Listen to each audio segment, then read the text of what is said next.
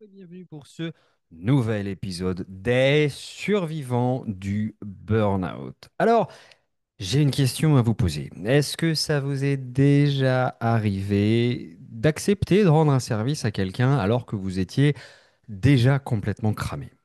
Ou d'assister à une réunion parfaitement inutile alors que vous étiez déjà archi full, complètement débordé, ou encore parfois même garder les enfants d'un ou d'une amie, alors que vous, ce que vous rêviez, ce dont vous rêviez, c'était passer une soirée peinard. Si c'est déjà le cas, alors écoutez bien cet épisode, il se peut que ça va vous plaire. Parce que une fois que vous avez accepté ça, ce qui va se passer généralement quand vous dites oui, c'est que vous allez finir par vous en vouloir. Vous saviez que vous auriez dû dire non, mais ben, les mots n'ont pas voulu sortir de votre bouche. Si ça vous parle, vous êtes loin d'être seul. Vous savez, il y a trois raisons psychologiques principales à ça, et je vais vous expliquer pourquoi dans cet épisode. Avant de démarrer et de développer le propos, ce que je vais vous inviter à faire comme d'habitude, c'est à vous abonner, mettre des likes, mettre des étoiles, partager mes podcasts. C'est super important. Ça vous prend 30 secondes, même pas. Et ça fait connaître au maximum ces épisodes à plein de personnes qui pourraient vraiment kiffer d'entendre ces conseils. Ok? Donc, je vous invite à faire ça. Et puis, je développe le programme. Pourquoi on ne sait pas dire non? Pourquoi on n'arrive pas à dire non? Pourquoi c'est si compliqué? Le problème quand on ne sait pas dire non, bah, c'est que on finit par dire oui à tout et donc à grignoter sur notre temps, à grignoter même, je vais extrapoler, hein, sur notre propre vie. Quand est-ce que vous allez avoir le temps de faire vous ce qui vous plaît quand vous êtes toujours en train de vouloir faire plaisir aux autres à travers les oui que vous allez donner comme ça sans aucune retenue? Il y a trois raisons pour lesquelles vous ne voulez pas dire non, vous ne pouvez pas dire non, en tout cas vous avez peur de dire non. La raison numéro un, c'est la peur de décevoir. Parce que vous avez appris que pour être aimé, eh ben, il fallait être gentil. Pour être aimé, fallait être un bon petit garçon, une bonne petite fille. Il fallait être serviable, il fallait être absolument disponible.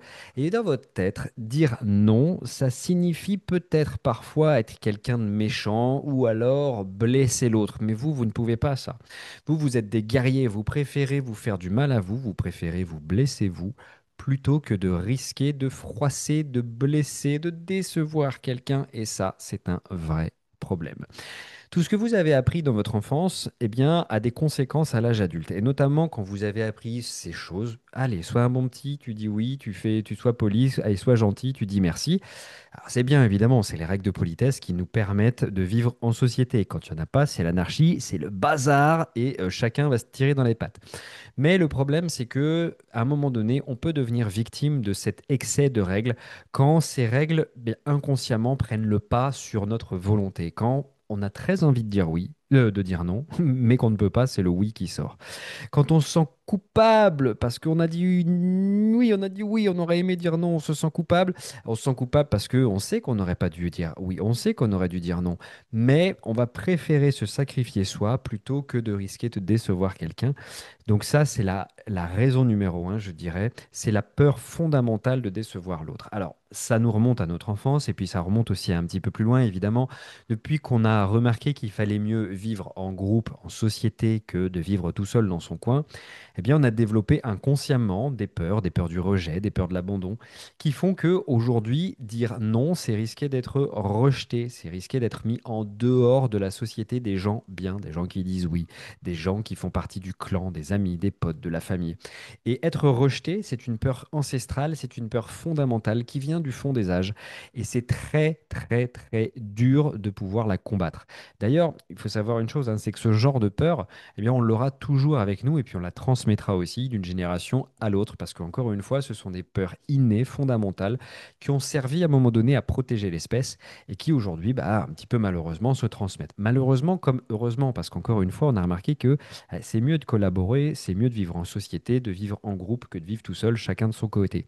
Rahan, le fils de Crahan, pour ceux qui ont la référence, ça n'existe pas, hein. Le gars, il est mort. À l'époque, il valait mieux, encore une fois, faire un groupe, faire une petite tribu pour affronter l'endroit, le milieu dans lequel vous étiez. Donc raison numéro un, on a peur de décevoir l'autre, on a peur de voir dans ses yeux la tristesse parce qu'on l'a déçu. Il y a une deuxième raison aussi pour laquelle on n'arrive pas à dire non. Deuxième raison pour laquelle on n'arrive pas à dire non, je dirais que c'est que on doute parfois de notre propre valeur. Alors dire non, c'est affirmer nos propres limites. C'est pouvoir dire à un moment donné, là, ça dépasse ce qui est OK pour moi. Mais le problème, c'est quand on va douter de sa légitimité, on a tendance à se suradapter à l'autre, à tout accepter pour prouver aussi qu'on mérite d'être là. Ça, c'est super important à comprendre parce que chez la plupart des gens qu'on accompagne, notamment les personnes en burn-out, il y a un énorme manque d'estime d'eux-mêmes, il y a un énorme manque dans la construction d'eux-mêmes. Ils ont compris que eux, ce sont des serviteurs des autres. Donc, ils sont tout le temps dans l'acceptation de dire oui et de se faire bafouer leurs limites en permanence. Nous, on dit tout le temps qu'une des grosses étapes pour apprendre à se remettre définitivement d'un burn-out, c'est d'apprendre à poser ses limites. Je dis bien apprendre, c'est un apprentissage. Apprendre à prendre sa place. Je vais vous donner un exemple très simple. Souvent, dans les causes du burn-out qui sont perçues par les personnes qui font un burn-out, on a, j'ai eu un manque de reconnaissance. Très bien, j'ai bossé comme un fou, j'ai toujours dit oui, et puis j'ai perçu un manque de reconnaissance. Et quand je pose la question, est-ce que dans ton entreprise, est-ce que dans ta société, il y a eu des personnes qui ont été reconnues? Oui, Michel, lui, il y a eu sa promotion, alors que Michel, c'est le premier à dire non, c'est le premier à dire stop. Ok. Donc ici, ce qui est intéressant à comprendre, c'est que parfois, c'est pas vraiment un manque de reconnaissance, c'est je n'ai jamais su poser mes limites, imposer mes stops, et parfois, je n'ai parfois même pas osé demander ce qui m'était dû. Il y a beaucoup de gens qui pensent que lorsqu'ils travaillent beaucoup, eh ben, ils vont être récompensés, ils vont avoir des primes, mais généralement, quand on travaille beaucoup, la seule récompense qu'on a, c'est du travail en plus. Savoir prendre sa place, c'est savoir dire non, c'est savoir poser ses limites, mais c'est aussi savoir demander ce qui nous est dû. Si ça, vous y a encore difficulté à chez vous à le faire, ben, il y a peut-être encore des choses à travailler. La bonne nouvelle, c'est que on y arrive.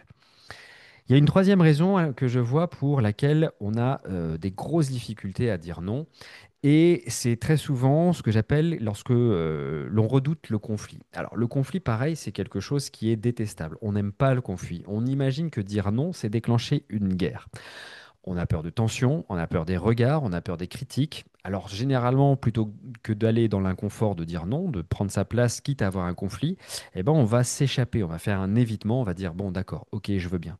Sauf qu'à force de faire ça, on s'aperçoit qu'on est de moins en moins capable d'affronter un conflit, donc de prendre sa place, donc d'être capable d'assurer sa valeur. Si vous avez peur des conflits, généralement, ça vient aussi de l'enfance, de ce que vous avez vécu dans l'enfance. Peut-être qu'il y a eu des épisodes traumatiques avec des conflits, hein. Si papa ou maman était un petit peu trop appuyé sur ses remontrances quand vous étiez petit, peut-être que vous avez peur de rentrer au clash. Un conflit, c'est pas forcément un clash, c'est juste parfois être capable de dire avec force ses valeurs, ses convictions et ses limites. Mais ça s'apprend aussi. La bonne nouvelle, c'est que ça s'apprend d'être capable de gérer un conflit sans que ça parte en guerre totale, en guerre ouverte où on ne se parle plus pendant des années. Gérer un conflit, négocier, ça fait partie des qualités qu'une personne qui veut absolument se libérer d'un burn-out doit acquérir. Pour ça, il y a plein de méthodes qui permettent justement de prendre notre place et de s'apercevoir qu'un conflit, c'est pas uniquement destructeur. Bien sûr qu'il peut y avoir une partie destructeur à un conflit mal géré, mais un conflit, ça peut être aussi générateur de solutions nouvelles qui vont faire du bien aux deux parties. Ça, c'est super intéressant à le comprendre. Alors encore une fois, j'ai parlé de l'enfance sur la peur du conflit, mais il y a aussi les peurs, encore une fois, ancestrales. Le rejet, la peur du rejet, si j'entre en conflit avec le chef et le chef de la tribu et que le chef de la tribu me rejette de la tribu, celui-ci me condamne à mort. Donc, plutôt que d'aller au clash, plutôt que d'aller vers déclencher un conflit, je vais me taire, je vais fermer ma bouche et je vais faire le gros dos. Si ça vous parle, vous voyez que vous êtes un petit peu dans la panade, mais la bonne nouvelle, encore une fois, c'est qu'on peut s'en sortir. Pour tous ceux qui voudraient apprendre à dire non, je vous mets le lien juste là sous le podcast sur une formation qui s'appelle Libre et Confiance, une formation dans laquelle on vous apprend justement à vous libérer de la peur du regard des autres, à dire non et à prendre votre place en pleine confiance. Vous verrez, je vous mets un lien de promo juste en dessous, comme ça vous pourrez y accéder pour une somme tout à fait raisonnable. Si ce podcast vous a plu, comme d'habitude, vous mettez des pouces, des likes, vous mettez des commentaires, ça fait super plaisir de vous lire. Et puis, je vous retrouve très très vite, moi, dans un prochain épisode. À bientôt.